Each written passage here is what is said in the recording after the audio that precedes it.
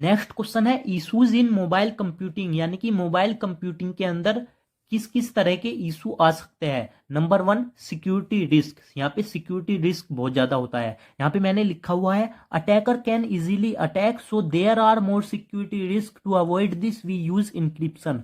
जो अटैकर होते हैं वो आसानी से अटैक कर सकते हैं हमारे नेटवर्क के अंदर, जो कि मोबाइल कंप्यूटिंग अलाउ करता है। मोबाइल कंप्यूटिंग कैसे कम्युनिकेट करता है? वायरलेसली, यानी कि वहां पे किसी भी फिजिकल लिंक का यूज नहीं किया जाता है। तो वायरलेस नेटवर्क को हैक करना अटैकर के लिए आसान हो जाता है, जिससे कि वो हमारे डेटा को चोरी कर सकता है। So there are more security risk. तो यहाँ पे क्या होता है, सिक्योरिटी रिस्क बहुत ज्यादा होता है। टू अवॉइड दिस, इससे बचने के लिए वी यूज इंक्रिप्शन, हम इंक्रिप्शन का यूज करते हैं। अगर आपको इंक्रिप्शन नहीं पता है तो मैं आपको थोड़ा सा बता देता हूं। ये एक ऐसी टर्म्स होती है, जब हम इसका यूज करते हैं तो अटैकर आसानी से हमारे नेटवर्क के अंदर अटैक नहीं कर सकता है, और अगर वो अटैक भी कर लेता है तो हमारे मैसेज को रीड नहीं कर पाता है, क्योंकि वो उसको एक बाइनरी लैंग्वेज में कन्वर्ट कर देता है। हमारे पास सपोज कीजिए कोई भी डेटा है, पंकज है, ठीक है, हमें किसी को सेंड करना है, और जब आप यहाँ पे इंक्रिप्शन का यूज करोगे तो इसके साथ कुछ भी कोड ऐड हो जाएगा, ठीक है। ये किसमें चेंज हो जाएगा? बाइनरी लैंग्वेज में। सपोज कीजिए 01010001, जो पंकज है ये बाइनरी लैंग्वेज में यहाँ पे चेंज हो गया। तो इंक्रिप्शन क्या करेगा, इसके अंदर अपने कोड को यहाँ पे ऐड कर देगा। ये यहाँ पे ऐड करना चाहता है 010, तो ये कहीं पे भी ऐड कर सकता है 001, जो ये यहाँ पे कोड है 010 010, और फिर आगे ये कोड यहाँ पे लिख सकता है, या कहीं पे भी मिक्स मिक्स कर सकता है। जो यहाँ पे 0 है ना, ये यहाँ पे ऐड कर सकता है, ये 1 है ये लास्ट में ऐड कर सकता है, ये 0 है ये यहाँ पे। यानी कि अगर अटैकर इसको अटैक भी कर लेता है, इसको ये डेटा मिल भी जाता है, तो अटैकर इसको आसानी से समझ नहीं पाएगा, क्योंकि ये मिक्स हो गया है डेटा। और जब रिसीवर की साइड जाता है तो वो इनक्रिप्टेड से डिक्रिप्टेड हो जाता है, यानी कि इस कोड को रिमूव कर लेता है, फिर रिसीवर के पास ये एक्चुअल डेटा पहुंच जाता है। ये पंकज उसको यहाँ पे मिल जाएगा।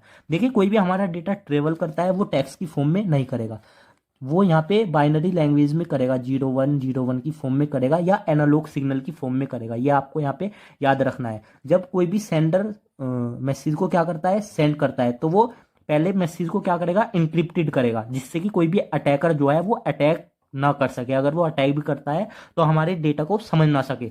और जब वो यहाँ पे रिसीवर के पास पहुंच जाता है तो डिक्रिप्शन हो जाता है, यानी कि जो बिट हमारी यहाँ पे एक्चुअल मैसेज के साथ ऐड हुई है वो उसको रिमूव कर देता है और एक एक्चुअल इंफॉर्मेशन को पा लेता है। तो यहाँ पे हमारा ऐसा काम करता है सिस्टम। तो मैंने आपको यहाँ पे समझाई दिया कि यहाँ पे सिक्योरिटी रिस्क होता है, क्योंकि यहाँ पे अटैकर आसानी से अटैक कर सकता है। नेक्स्ट है यहाँ पे मोबाइल रिसोर्सेज आर पुअर। जो हमारे मोबाइल के जो रिसोर्सेज होते हैं वो पुअर होते हैं। देखिए मोबाइल कंप्यूटिंग में सब कुछ आ जाता है, हमारा मोबाइल भी आ जाता है, जो वायरलेस कम्युनिकेशन होता है वो भी आ जाता है। तो यहाँ पे क्या है, मोबाइल रिसोर्सेज आर पुअर, यानी कि जो मोबाइल के जो रिसोर्सेज है वो क्या है, थोड़े पुअर है। क्यों है? Mobile needs electrical energy supply bye battery. देखिए जो मोबाइल होता है हमें उसको बार बार चार्ज करना पड़ता है, उसको एक इलेक्ट्रिकल एनर्जी की जरूरत होती है, जो कि हम बैटरी से देते हैं। नेक्स्ट है यहाँ पे batteries can store finite amount of energy. जो बैटरी होती है वो एक लिमिटेड, फाइनाइट का मतलब है यहाँ पे लिमिटेड अमाउंट ऑफ एनर्जी को स्टोर कर सकती है। ऐसा तो नहीं है आपने यहाँ पे एक बार बैटरी को चार्ज किया और जितना आप चाहते हो उतना ही हो जाएगा, नहीं, वो सिर्फ 100% तक हो सकता है जितनी उस बैटरी की लिमिट है। उसकी बैटरी की लिमिट 1800 mAh हो सकती है, ठीक है, 3000 mAh हो सकती है। यानी कि उसकी क्या होगी, यहाँ पे फाइनाइट अमाउंट ऑफ एनर्जी को वो क्या कर सकता है, यहाँ पे स्टोर कर सकता है, यानी कि उसकी एक लिमिट होगी। यहाँ पे ऐसा नहीं होगा कि आपने चार्ज किया और आप 10 दिन 15 दिन या 20 दिन तक चला रहे हो फिर आप उसको चार्ज ही नहीं कर रहे हो। तो उसको बार बार इलेक्ट्रिकल एनर्जी की जरूरत होती है, जिससे कि वो प्रॉपरली वर्क कर सके। नेक्स्ट है यहाँ पे मोबाइल आर लेस रिलायबल, यानी कि जो मोबाइल होता है हम उस पर ज़्यादा विश्वास नहीं कर सकते हैं। वो क्यों? ये खो सकता है, डैमेज भी हो सकता है। आप क्या कर रहे हो, मोबाइल का यूज़ कर रहे हो, मोबाइल किस कैटेगरी में आ गया है, वायरलेसली, यानी कि आप मोबाइल को फिर कहीं पे भी ले जा सकते हो। अगर आप मोबाइल को कहीं पे नहीं ले जा रहे हो तो यहाँ पे मोबाइल कंप्यूटिंग क्या होगा, आप उसका एक प्रॉपरली यूज़ नहीं कर पा रहे हो। मोबाइल कंप्यूटिंग क्या है, एक तरीके से वायरलेस है। वायरलेस में क्या डिवाइस आती है, हमारा मोबाइल आता है। तो मोबाइल क्या है, मोबाइल के अंदर हम इस पे ज़्यादा विश्वास नहीं कर सकता है, क्योंकि वो खो सकता है, डैमेज हो सकता है, ठीक है। देखिए जो लैंडलाइन टेलीफोन यूज़ किए जाते हैं घर के अंदर, हम उसको एक जगह रख देते हैं, हम उसको वहीं पे यूज़ करते रहते हैं।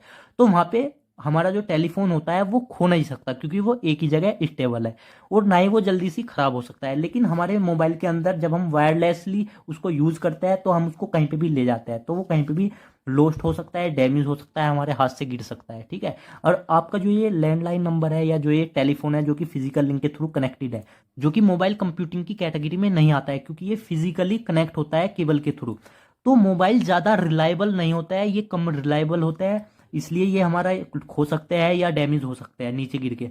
नेक्स्ट है ट्रांसमिशन इंटरफेसेस। इसके अंदर हमें ट्रांसमिशन इंटरफेसेस बहुत ज़्यादा देखने को मिलता है। देखिए जहाँ पे बिल्डिंग होती है या माउंटेन वगैरह होता है, वहाँ पे थोड़ा इंटरफेसेस हमें देखने को मिलता है। अब इसका यहाँ पे क्या मतलब है कि इंटरफेसेस, देखिए आपका यहाँ पे कोई भी सपोज कीजिए कोई भी नेटवर्क है, ठीक है, कोई भी टावर है यहाँ पे, ठीक है, जो कि वायरलेसली यहाँ पे फ्रीक्वेंसी को दे रहा है, ठीक है, लेकिन आपका मोबाइल यहाँ पे है, ठीक है, और यहाँ पे बीच में कोई भी बिल्डिंग आ गई या कोई भी माउंटेन आ गया बीच में, तो ये यहाँ पे क्या करेगा, इंटरफेरेंस क्रिएट करेगा। आपका मोबाइल यहाँ पे है तो इसकी जो फ्रीक्वेंसी है यहाँ तक प्रॉपरली नहीं पहुंच पाएगी, ये जो सिग्नल है ये थोड़ा वीक हो जाएगा।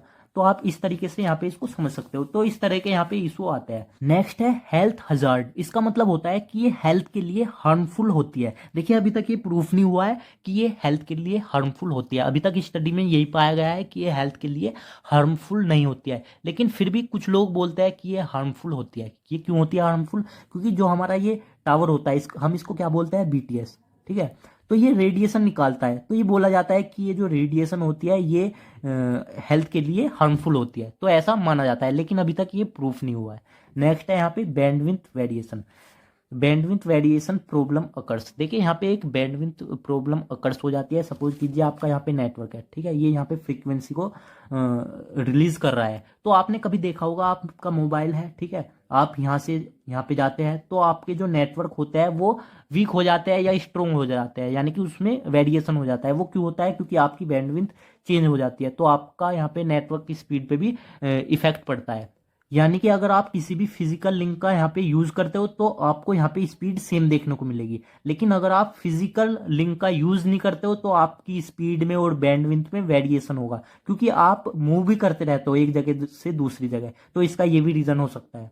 तो आई होप आपको यहाँ पे समझ में आ गया होगा।